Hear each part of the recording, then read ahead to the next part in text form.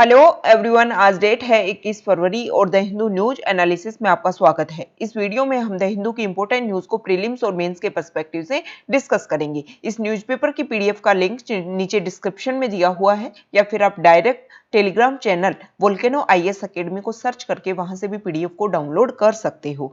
First news, हमारे PM mister Modi ने NITI Aayog governing council की 6th मीटिंग चल रही थी और उसमें ये स्पीच दिया है कि स्टेट और सेंटर को साथ में मिलकर के काम करना चाहिए ताकि जो नॉर्मल पर्सन है उनके ऊपर भी जो बर्डन होता है, मतलब ईज ऑफ लिविंग और ईज ऑफ डूइंग बिजनेस, ये बहुत ही इजी वे में हो सके। इसके लिए स्टेट्स को और सेंटर को साथ में मिलकर कोऑर्डिनेशन के साथ में जब हम काम करेंगे तो हमारी जो कंट्री है उसका जो डेवलपमेंट है वो बहुत ही अच्छे तरीके से होगा।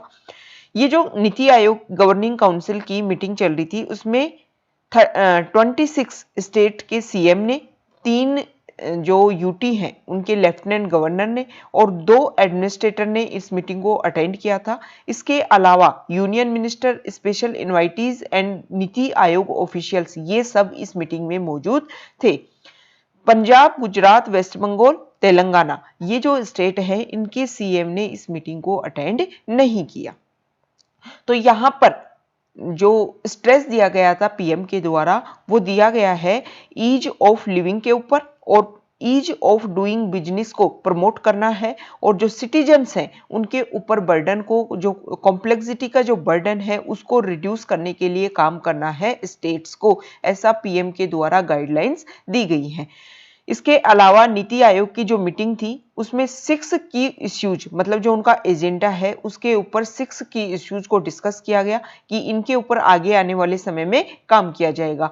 Making India a manufacturing power house, reimagining agriculture, improving physical infrastructure, accelerating human resources development, improving service delivery at the grass root level, health and nutrition, मतलब एक जो नॉर्मल पर्सन है उसको हेल्थ एंड न्यूट्रिशन से लेकर के एक अच्छा बिजनेस चलाने के लिए जो एक इंफ्रास्ट्रक्चर की जरूरत है उन सबको प्रमोट यहाँ पर किया जाएगा ताकि जो लोगों का जो स्ट्रेस लेवल है उसको कम किया जा सके।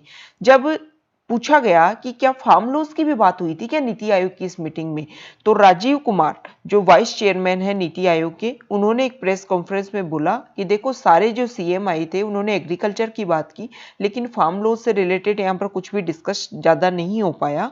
इसके अलावा ज्यादातर जो चीफ मिनिस्टर्स थे उन्होंने इस तरीके से बात की कि हमने जो टारगेट ले रखा है इंफ्रास्ट्रक्चर प्रोजेक्ट को कंप्लीट करने का, उसको कंप्लीट करने की बात की। डेवलपमेंटल जो एजेंडा है उसको एम्फेसाइज करने की कोशिश की।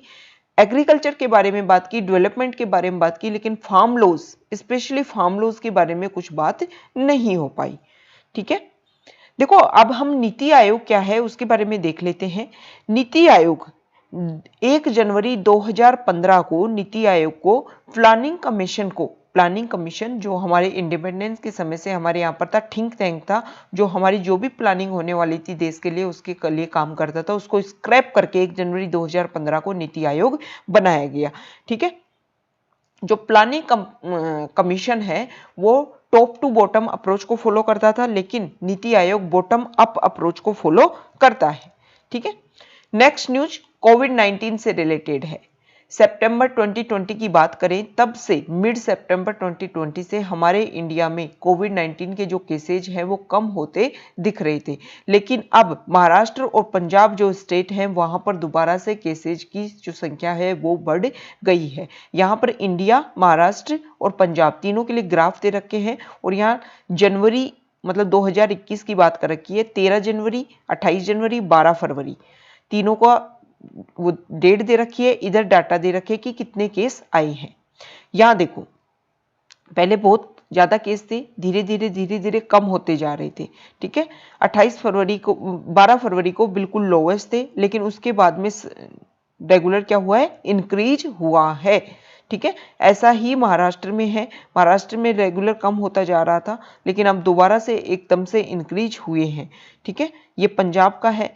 तो ये देखो दोबारा से कोविड-19 का जो ग्राफ नीचे गिरता जा रहा था वो दोबारा से अगर बढ़ रहा है तो ये काफी परेशानी वाली बात है।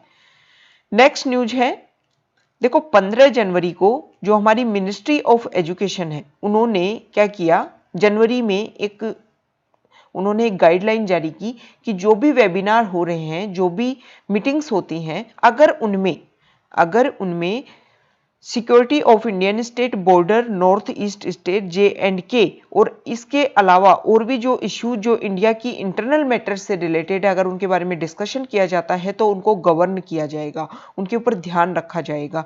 तो इस बारे में बोला गया है कि सेंटर को रीथिंक करना चाहिए कि इंटरनेशनल जो सेमिनार होते हैं ना, उनको आप कैसे गवर्न करोगे। तो सेंटर गवर्नमेंट जो भी है, मिनिस्ट्री ने जो गाइडलाइन की उसको दोबारा रीथिंक करने की आवश्यकता है। सेंट्रल गवर्नमेंट को ये लगता है कि इन सारे इंटरनल मैटर्स पर कोई भी अपने कुछ भी प्रूफ रख करके इंडिया की जो एक तरीके से जो एक पावर है उसको डिमिनिश करने की कोशिश करते हैं। तो जो भी आप पर्सनल डाटा कहीं पर भी रखोगे वो पहले इंडिया की गवर्नमेंट के द्वारा हमारी जो गाइडलाइंस है उनके थ्रू पास होनी चाहिए और फिर आप अपने प्रूफ कहीं पर रख पाओगे। इसके लेकर के गाइडलाइंस दी गई थी। तो इसमें रीथिंक की बात की गई है कि जो भी आपने बोला है उसको दोबारा से चेंज करने की आवश्यकता है। यहाँ कश्मीर से एक पॉजिटिव बात है। देखो, कश्मीर की एक वीमेन जो पहली पायलट बनी है, 25 ईयर ओल्ड है, आयशा अजीज उनका नाम है। तो एक तरीके से जो हमारी कश्मीर वैली है, उनकी जो यंग गर्ल्स हैं उनको होप दी है, सपनों की जो पंख हैं उनको उड़ान दी है इन्होंने आयशा अजीज ने। आयशा अजीज बोल रही हैं कि जब मैं 16 ईयर्स की थी तभी मुझे फ्लाइंग लाइसेंस मिल गया था, लेकिन अब 25 साल की जब वो हैं तो वो गो एयर प्लेन्स को उड़ा रही हैं। तो एक तरीके से जो कश्मीर वीमेन हैं उनके लिए वो रोल मॉडल का काम करेंगी। देखो, काफ़ी पॉजिटिव पॉइंट है जो हमारी वीमेन एम्पावरमेंट के लिए बात करते हैं। अगर वो थ्योरी से निकल करके प्रैक्टिकल में वो बातें आती हैं तो बहुत ही अच्छा लगता है। नेक्स्ट न्यूज, ग्रेटा थनबर्ग जो स्वीडिश एक्टिविस्ट है, उन्होंने दोबारा से ट्वीट किया है और एक बात बोली है कि फ्रीडम ऑफ स्पीच और राइट टू पीसफुल प्रोटेस्ट और असेंबल करना, ये सब नॉन नेगोशिएबल ह्यूमन राइट्स है। मतलब अगर किसी देश में अगर डेमोक्रेसी है तो ये सारी चीजें उसके फंडामेंटल पार्ट होने ही होने चाहिए। ऐसा स्वीडिश क्लाइमेट एक्टिविस्ट है ग्रेटा थनबर्ग, उन्होंने बोला है कि इंडिया में जिस तरीके से टूल किट को शेयर करने के बाद में जो दिशा रवि को गिरफ्तार किया गया और उनको, क्योंकि फ्रीडम ऑफ स्पीच किसी भी बात को शेयर करना, हालांकि जो सिक्योरिटी है, इंटरनल मैटर्स है, उनको मेंटेन करने की भी आवश्यकता है, लेकिन फ्रीडम ऑफ स्पीच को मेंटेन करना डेमोक्रेसी का एक मेन पार्ट है। नेक्स्ट न्यूज सुप्रीम कोर्ट से रिलेटेड है। देखो, कोविड-19 की वजह से पिछले मार्च से रेगुलर वर्चुअल मीटिंग चल रही थी। जो भी केसेज की जो सुनवाई हुई है वो वीडियो कॉन्फ्रेंसिंग के थ्रू हुई है। पिछले अगर किससे बात करें, मार्च से अगर हम बात करें तो 31 दिसंबर तक जो हमारा कोर्ट है उसने 43,713 हियरिंग्स की वीडियो कॉन्फ्रेंसिंग के थ्रू।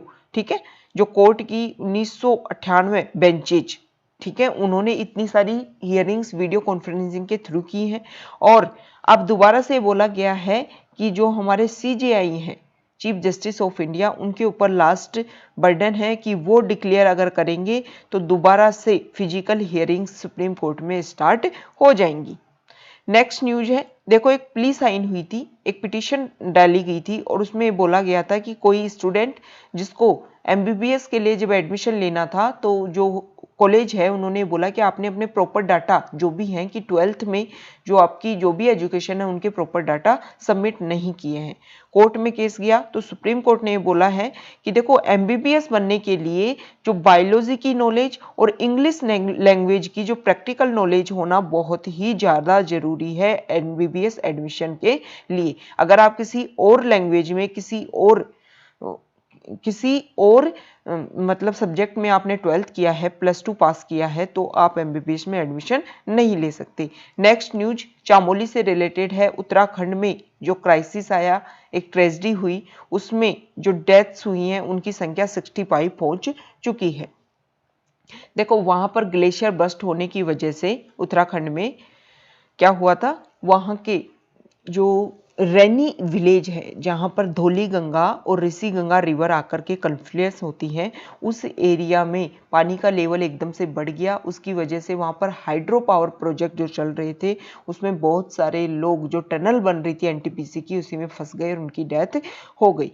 ये सब कुछ अगर इन ट्रेजेडी को एक ओवरव्यू में देखा जाए तो क्लाइमेट चेंज की वजह से ये सारी चीज़ें अफेक्ट हो रही हैं। देखो प्रॉपर डाटा वैसे अभी सामने नहीं आ पाए हैं, इनके बारे में रिसर्च किया जा रहा है कि अचानक से ये ब्लास्ट कैसे हुआ, ग्लेशियर बस्ट कैसे हुआ। लेकिन ऐसा बोला जाता है कि क्लाइमेट चेंज की वजह से जो टेम्परेचर इंक्रीज हो रहा है उसकी वजह से बर्फ जमना कम हो गई है, लेकिन ग्लेशियर का जो पिघलना है उसकी रेट बढ़ गई है। तो हम जो भी पेरिस क्लाइमेट एग्रीमेंट जो हमने साइन किया है उन सब पर सिर्फ और सिर्फ उसमें क्या नहीं करना है, सिर्फ और सिर्फ उसमें टारगेट फिक्स नहीं करना है और जो टारगेट फिक्स किए हैं उनको अचीव करना है। इसके अलावा जो हिमालयन रीजन है वो काफ़ी सेंसिटिव रीजन है और उनमें जो कंस्ट्रक्शन का काम जो चल रहा है टूरिज्म को अट्रैक्ट करने के लिए या फिर हाइड्रो पावर को जनरेट करने के लिए, क्योंकि ऐसा बोला जाता है कि हाइड्रो पावर जब हम जनरेट करते हैं तो एमिशन काफ़ी कम होता है और एमिशन कम होता है तो हमारा जो एनवायरनमेंट है वो काफ़ी सेव होता है। लेकिन अगर आप फ्रेजाइल एरिया में जाकर के कंस्ट्रक्शन करोगे तो वो सेंसिटिव एरिया तो ओवर सेंसिटिव हो जाएगा ना, तो इनको सेव करने की आवश्यकता है। नेक्स्ट न्यूज है, देखो रेलवेज ने बोला है कि जो रुपे कार्ड है उनको मेजर बूस्ट करने की आवश्यकता है। हमारे यहाँ पर रेलवे में 12.54 वर्क फोर्स है, मतलब इतने लोग रेलवे में काम करते हैं, तो उनको ये जो वर्क फोर्स है वो अपने मास्टर कार्ड, वीज़ा कार्ड, इन सब को चेंज करके रुपे कार्ड में कर सकते हैं। मतलब जो भी वो ट्रांजेक्शन करें वो रुपे कार्ड के थ्रू करें। हर साल जो रेलवे है वो 1,54,214 करोड़ रुपए ईयरली पेमेंट करती है अपने एम्प्लॉयज को। तो अगर इन सब का यूज किया जाएगा तो हमारा जो इंडिया का आत्मनिर्भर भारत, डिजिटल इंडिया इनिशिएटिव, इन सबको बूस्ट मिलेगा। देखो जो रुपे कार्ड है वो रुपी और पेमेंट दोनों को मिलाकर के ये रुपे नाम बनाया गया है।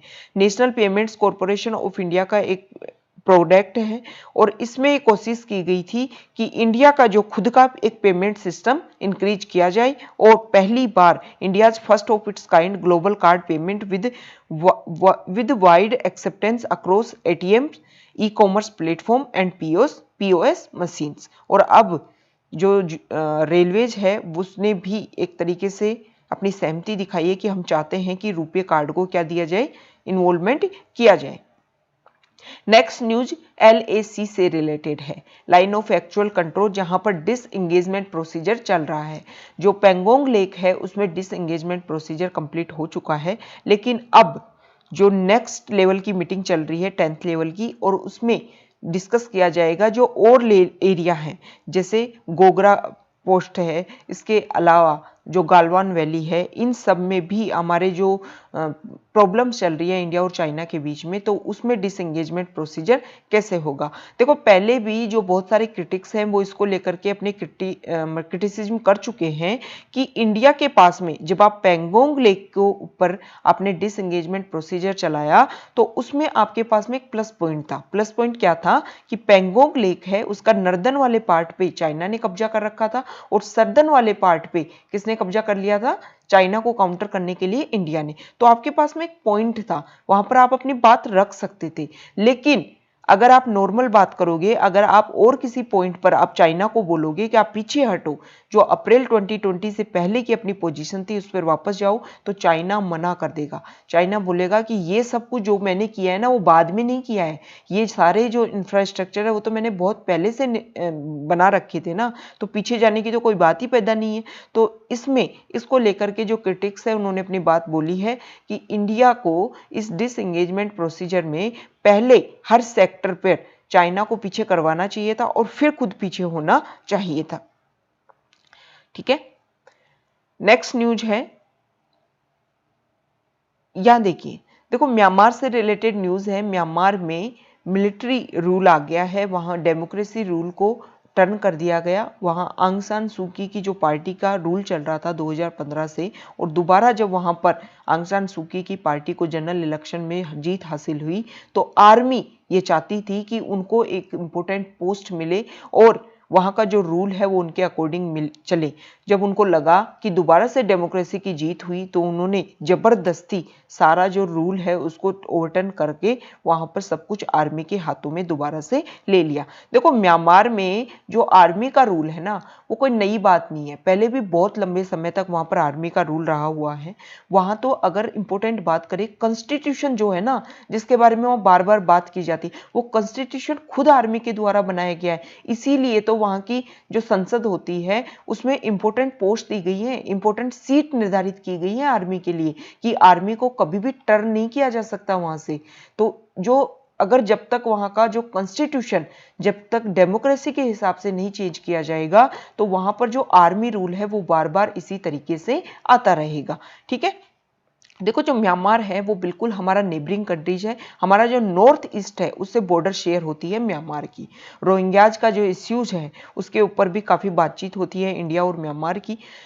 देखो इंडिया और म्यांमार वो एक ही टाइम पर आजाद हुए थे, लेकिन इंडिया, ये बहुत पॉजिटिव बात है कि जब से इंडिया आजाद हुआ है उस समय से इंडिया अब तक डेमोक्रेसी के साथ में आजाद हुआ था और डेमोक्रेसी को ही रेगुलर फॉलो कर रहा है। लेकिन ये बहुत अजीब बात है कि म्यांमार भी एज ए डेमोक्रेसी आजाद हुआ था लेकिन वहां पर अभी बहुत लंबे समय तक आर्मी का रूल रहा है। नेक्स्ट न्यूज जो बाइडेन से अमेरिका के जो प्रेसिडेंट है उनसे रिलेटेड है। जो बाइडेन ने इंडियन अमेरिकन नीरा टंडन को नॉमिनी अपॉइंट किया है। किसके लिए? Director of white house office of management and budget के लिए ये पोजीशन उनको दी है। तो इसमें ये बोला जा रहा है कि डेमोक्रेटिक एक सीनेटर हैं जो मैंचिन, उन्होंने बोला है कि वो उनके खिलाफ में वोट करेंगे, मतलब उनको सपोर्ट नहीं करने वाले हैं जो मैंचिन। ठीक है, नेक्स्ट न्यूज यहां पर देखो, यहां पर न्यूज रिलेटेड है जो हमारा एनवायरमेंट पेज है उससे, साइंस एंड टेक्नोलॉजी पेज से रिलेटेड है न्यूज। यहां पर देखो ये बोला गया है कि जो अर्थ के जो वेटेस्ट प्लेस है, मतलब जब जहां पर बहुत ज्यादा बारिश होती है, अगर हम मेघालय वाले एरिया की बात करें, माउसिन राम चेरापूंजी वाला जो एरिया है वहां पर काफी रेनफॉल होती है। तो ये बोला गया है कि कुछ समय का जब कुछ टाइम तक रेगुलर उनको ध्यान दिया गया तो हमारे इंडियन ओशियन का टेम्परेचर अगर चेंज होता है तो उससे जो हमारी अर्थ है उसके ऊपर रेनफॉल है उसका काफी इफेक्ट देखने को मिलता है। इस आर्टिकल में बताया गया है कि जो हमारा नॉर्थ ईस्ट वाला रीजन था पहले वहां खूब बारिश होती थी, वहां पर वेजिटेशन खूब था, बल्कि उस समय तो झूम कल्टीवेशन होती थी। झूम कल्टीवेशन क्या होता है, जिसको शिफ्टिंग कल्टीवेशन के नाम से भी जाना जाता है, मतलब एक जगह एरिया को साफ किया, फिर वहां पर जला दिया गया, फिर वहां पर खेती कर ली गई। उस समय जब तक वहां की प्रोडक्टिविटी रही तब तक खेती की गई, एग्रीकल्चर किया गया। जैसे ही प्रोडक्टिविटी कम होने लगी तो वहां के जो लोग हैं वो दूसरी जगह शिफ्ट हो जाते थे, तो उस एरिया में दोबारा से जंगल बन जाते थे। ठीक है, लेकिन अब वहां पर क्या होने लग गया है, शिफ्टिंग कल्टीवेशन, झूम कल्टीवेशन को तो जो ट्रेडिशनल वे था उसको तो कर दिया गया है बंद, और उसकी जगह दूसरे मेथड को यूज करने लग गया। जैसे हमारे जो नॉर्मल प्लेन एरिया में एग्रीकल्चर होती है, सेम उसी तरीके से वहां पर भी जो वेजिटेशन कवर है उसको कम कर करके क्रॉपलैंड एरिया को डेवलप किया गया है 2006 के बाद में। इसकी वजह से जो एरिया है, जो वेजिटेशन है वो काफी कम वहां पर हुई है। देखो यहां पर डाटा दे रखे हैं कि हर साल 104.5 स्क्वायर किलोमीटर हम वेजिटेशन को वहां पर लॉस कर रहे हैं। ठीक है, और जो क्रॉप लैंड है दूसरी तरफ अगर हम बात करें, जो क्रॉप लैंड है वो काफी इंक्रीज होती जा रही है, 182.1 स्क्वायर किलोमीटर पर ईयर। और urban and built up land, मतलब जहां पर इंफ्रास्ट्रक्चर डेवलपमेंट हो रहा है, 2001 से 2018 तक 0.3 स्क्वायर किलोमीटर पर ईयर, ये भी ज्यादा बढ़ रहा है। ठीक है, तो इस एरिया में क्या बोला गया है कि देखो जो रेनफॉल है वो 1973 से 2019 तक जो रेनफॉल का जो ट्रेंड है वो 0.42 mm पर डेकेड कम होता जा रहा है। और इन सब का असर देखने को मिल रहा है कि जो एग्रीकल्चर का जो ट्रेडिशनल वे था उसको चेंज किया गया, और दूसरी जो प्रॉब्लम है वो है कि जो हमारा क्लाइमेट चेंज हो रहा है, जो हमारा टेम्परेचर इंक्रीज हो रहा है, उसकी वजह से रेनफॉल में डिक्रीज आ रहा है। नेक्स्ट न्यूज, नासा का मार्स रोवर परसेवरेंस, वो मार्स जो हमारा प्लेनेट है उस पे जाकर के टच कर गया है, उस पे जाकर के एस्टेब्लिश हो गया है। तो मार्स जिसको रेड प्लैनेट के नाम से जाना जाता है, वहां पर लाइफ के क्या साइन है उन सबको सर्च करने के लिए ये सब कोशिश की जा रही है। ये जो रोवर है इसको स्टार्ट मतलब मार्स 2020 जो मिशन है उसको 30 जुलाई को स्टार्ट किया गया था, लॉन्च किया गया था। जो यूएस का फ्लोरिडा में जो स्टेशन है केप कैनरवल स्पेस फोर्स स्टेशन, वहां से इसको लॉन्च किया गया था। और 203 दिन का टाइम को 203 दिन के ट्रेवल करने के बाद में जो वास्ट जेजेरो क्रेटर है उसके अंदर ये सेफली लैंडेड हो गया है। ठीक है, तो अब इससे नासा के द्वारा मार्स के बारे में जो भी सैंपल्स हैं और जब भी ये अर्थ पर आएगा जो भी इंपॉर्टेंट चीजें हैं, जो भी इंपॉर्टेंट प्रूफ है वो सब उसके साथ में यहाँ पर लेकर के आएगा। देखो हमारे इंडिया में जो वॉश WHO का एक इनिशिएटिव है, वाटर सैनिटेशन एंड हाइजीन, मतलब क्लीन वाटर हो, सैनिटेशन की सुविधा हो और हाइजीन, ये तीनों चीजें जो हैं वो इंटरलिंक्ड है। और इसमें जो डाटा है वो काफी अच्छे सामने आए हैं कि जो भी इन्फेक्शियस डिजीज है उनको प्रिवेंशन करने के लिए और कंट्रोल करने में ये जो वॉश है वो काफी हेल्प की है, मतलब इस इनिशिएटिव ने काफी हेल्प की है। देखो इस बार जो हमारा बजट है उसमें भी वाटर सैनिटेशन हाइजीन इन सबको एक साथ इकट्ठा करके उसके लिए स्कीम लाई गई है। मतलब ये तीनों चीजें जो हैं वो एक दूसरे के साथ में क्या होती है, इंटरलिंक्ड होती हैं। नेशनल हेल्थ पॉलिसी 2017 में भी ये बात बोली गई थी कि अगर आप क्लीन वाटर दोगे, सैनिटेशन दोगे तो हाइजीन खुद मेंटेन होगा, जो डिजीज है वो खुद मेंटेन होंगी, उनको खुद उनको प्रिवेंट किया जा सकेगा। यहां पर जो न्यूज है वो वैक्सीन को लेकर के है। देखो नए वेरिएंट यूके में, ब्राजील में और साउथ अफ्रीका में कोविड-19 के नए वेरिएंट सामने आ रहे हैं। तो अब उन नए वेरिएंट के हिसाब से वैक्सीन को टेस्ट करना, डेवलप करना काफी चैलेंज की बात है। उससे रिलेटेड ये आर्टिकल है।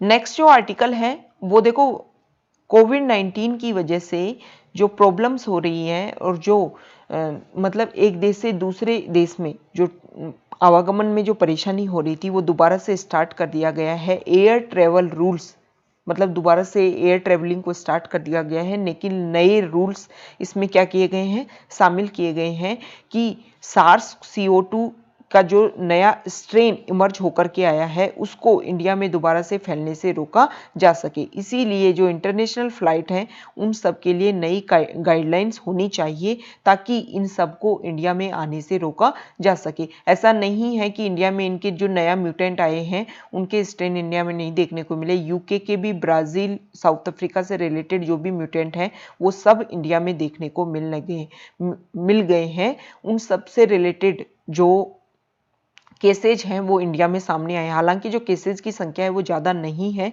लेकिन केसेज सामने आ चुके हैं। तो इनसे रिलेटेड नई गाइडलाइन जारी होनी चाहिए ताकि जो ये परेशानी कोविड-19 पहले भी हम फेस कर चुके हैं, लॉकडाउन जैसी समस्या, उसको दोबारा फेस ना करना पड़े। तो ये आज का हमारा डिस्कशन था। Okay, thank you.